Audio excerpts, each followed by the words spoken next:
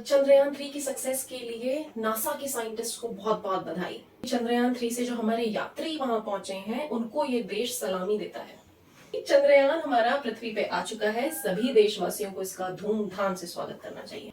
चंद्रयान 3 की सक्सेस पे सारे देशवासियों को बहुत बहुत बधाई। Finally we are on the south pole of the moon.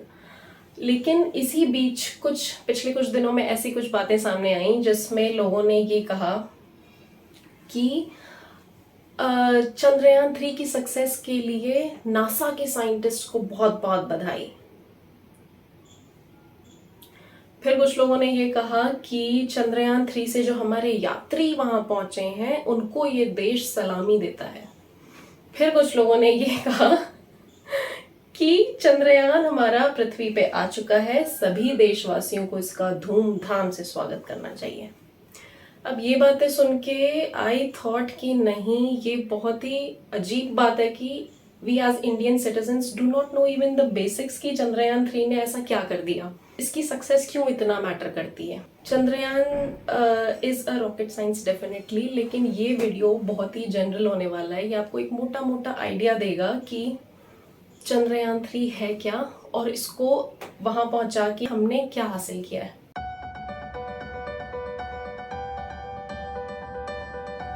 So hi everyone, मेरा नाम है यशी और देश का नागरिक होने के चलते हमारा इतना तो फर्ज बनता है कि जो चीज़ें नेशनल लेवल पे हो रही हैं, जो हिस्टोरिक चीज़ें हमारे देश में हो रही हैं, उनके बारे में हमें थोड़ा बहुत तो पता हो। चंद्रयान 3 ये एक लूनर एक्सप्लोरेशन मिशन है, यानी मून का एक्सप्लोरेशन मिशन है, जो कि जुलाई 14 को हमारी अर्थ से आंध्र प्रदेश में एक सतीश धवन स्पेस सेंटर है, बहुत ही फेमस, श्रीहरिकोटा में, वहाँ के लॉन्च पैड से हमारे अर्थ से ये चंद्रयान 3 लॉन्च हुआ था सक्सेसफुली।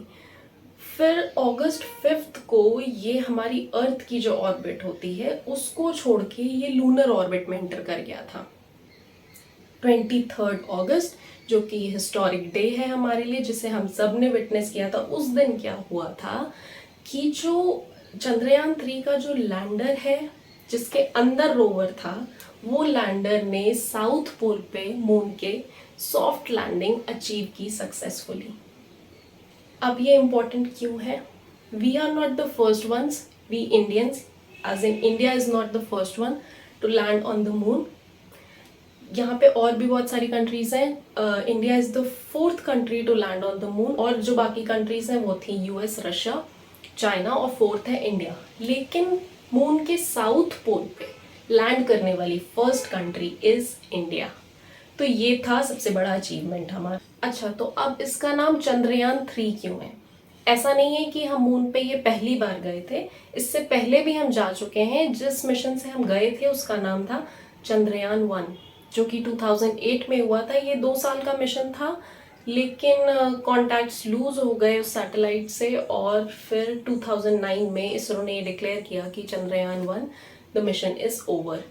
उसके बाद चंद्रयान 2 आया, जो कि 22 जुलाई 2019 को फेल हो गया था। वो लास्ट मोमेंट पे सॉफ्ट लैंडिंग करते वक्त उसकी ट्रैजेक्टरी कुछ लूज हो गई थी, वो अपने पाथ से भटक गया था, और unfortunately Chandrayaan 2 was a failed mission.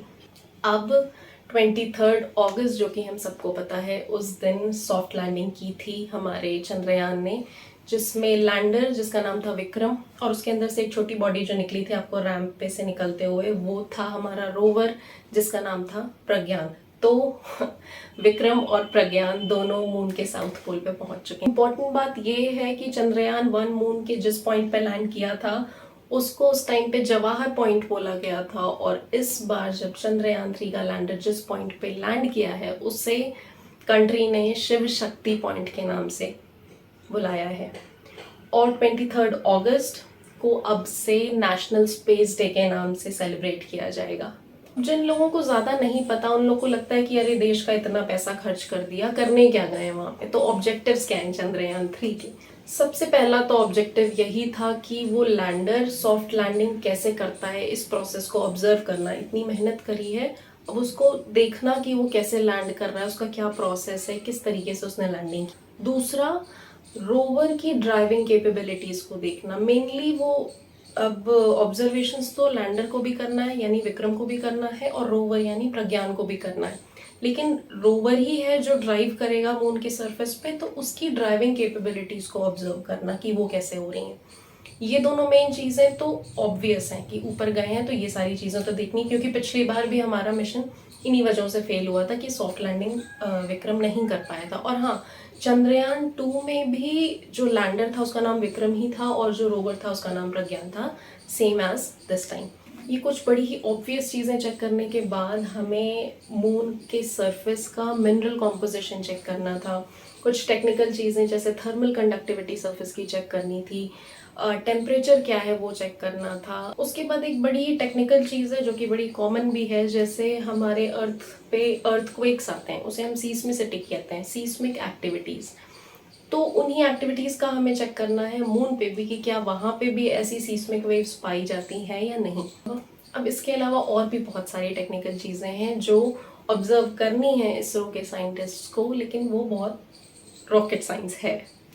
अब सवाल ये आता है कि ये मिशन है कितने दिन का। जो वहाँ पे ऑब्जर्वेशन होनी है विक्रम और प्रज्ञान के थ्रू, वो 14 डेज का मिशन है, 14 earth days which is equal to 1 lunar day light period. ठीक है, मतलब अर्थ के 14 दिन जो होते हैं वो मून का एक डे लाइट पीरियड होता है। अब सवाल ये उठता है कि डे लाइट ही क्यों ज़रूरी है, क्योंकि विक्रम और प्रज्ञान दोनों ही सोलर पावर्ड है, तो जब तक सन की लाइट उनको मिलती रहेगी वो एक्टिवेटेड रहेंगे, और सन की लाइट हटते ही यानी मून पे रात होते ही वो डीएक्टिवेट हो जाएंगे। अच्छा, तो काफ़ी लोगों की क्वेरीज ये भी आ रही थी कि क्या ये डे लाइट पीरियड ख़त्म होने के बाद जब नाइट आएगी उसके बाद दोबारा जब डे लाइट पीरियड आएगा, लूनर डे लाइट पीरियड, तो क्या वापस ये विक्रम और प्रज्ञान रीएक्टिवेट होंगे? तो इस पे इसरो के चीफ श्री एस सोमनाथ का ये स्टेटमेंट था कि this is yet to be known. जब अगला डे लाइट पीरियड आएगा ये तभी पता चलेगा कि विक्रम और प्रज्ञान रीएक्टिवेट हो रहे हैं या नहीं। तो चंद्रयान 3 से हमें क्या लाइफ लेसन मिलता है? जी हाँ, इसमें भी एक लाइफ लेसन है। याद होगा आपको 2019 में जब चंद्रयान 2 फेल हुआ था तो the then chief of ISRO Shri K Sivan, उनका एक वीडियो बाहर आया था जहां वो बहुत रो रहे थे। याद होगा आपको, बहुत ही वो फेमस वीडियो बहुत ही वायरल हुआ था। आप उस दुख का अंदाजा लगा सकते हैं। अब आप इसे अपने निजी जीवन में ऐसे लाएंगे कि जब आपकी कोई एक छोटी सी सोच जिसने सिर्फ अभी आपके दिमाग में जर्मिनेशन शुरू किया है वो अगर फेल हो जाती है तो आपको कैसा लगता है? बहुत ज़्यादा बुरा लगता है, ऐसा लगता है दुनिया ख़त्म हो गई, अब क्या होगा, ये सारी चीज़ें, मेरी सोच फेल हो गई। वहाँ तो पूरी इसरो के साइंटिस्ट की टीम का मैसिव एफर्ट था, इतने कैलकुलेशंस थे, मतलब we can not think of ऐसी ऐसी चीज़ें हुई होंगी उस पूरे चंद्रयान 2 के पीछे। तो जब वो फेल हुआ होगा तो उन्हें कितना बुरा लगा होगा।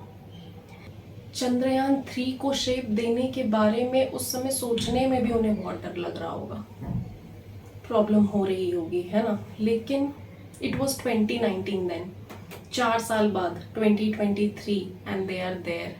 ये इसमें क्या लगा? हार्ड वर्क लगा ऑब्वियसली, पेशेंस एंड परसिवरेंस। यही सारी चीज़ें इंपॉर्टेंट है हमारे लाइफ को भी सक्सेसफुल बनाने के लिए। यही सारी चीज़ों में हम इम्पेशेंट हो जाते हैं। आई होप इस वीडियो से आपको चंद्रयान 3 के बारे में एक जनरल आइडिया तो मिला ही होगा। मेरा मकसद इस वीडियो को बनाने का सिर्फ इतना सा था कि अगर आप इस देश के नागरिक हैं तो जो चीज़ें मैसिव स्केल पे हो रही हैं, जो हिस्टोरिकल चीज़ें इस देश ने की हैं, उनके बारे में आपको एक बेसिक आइडिया तो हो ही हो, है ना। अगर ये वीडियो पसंद आया है तो बताइएगा ज़रूर। जय Hind, until we meet next.